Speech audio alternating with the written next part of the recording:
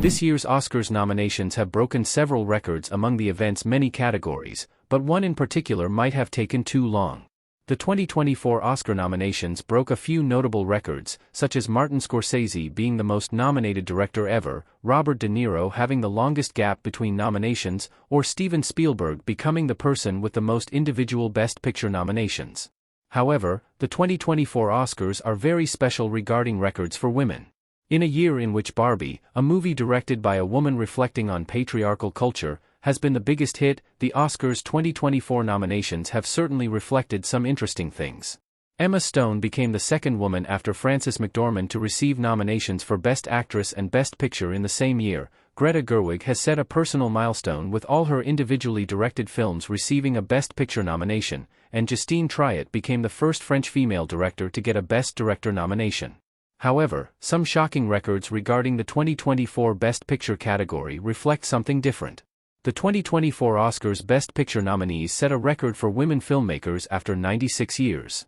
The 2024 Oscars Best Picture category includes Celine Song's Past Lives, Greta Gerwig's Barbie, and Justine Triet's Anatomy of a Fall, making it the first time in the entire Oscars' 96-year history that there are 3 movies directed by women competing for one of the biggest awards. Additionally, it is the 5th consecutive year that the category includes at least one film directed by a female director. Before this year, on only 4 occasions, the Best Picture category contained 2 films directed by women.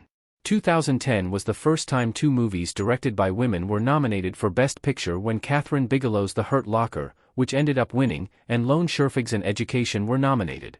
Additionally, this also happened in 2011 with Lisa Kodalenko's The Kids Are All Right and Deborah Granick's Winter's Bone, in 2021 with Chloe Zhao's Nomadland, another winner, and Emerald Fennell's Promising Young Woman, and in 2022 with Sian Heder Coda and the Jane Campions The Power of the Dog.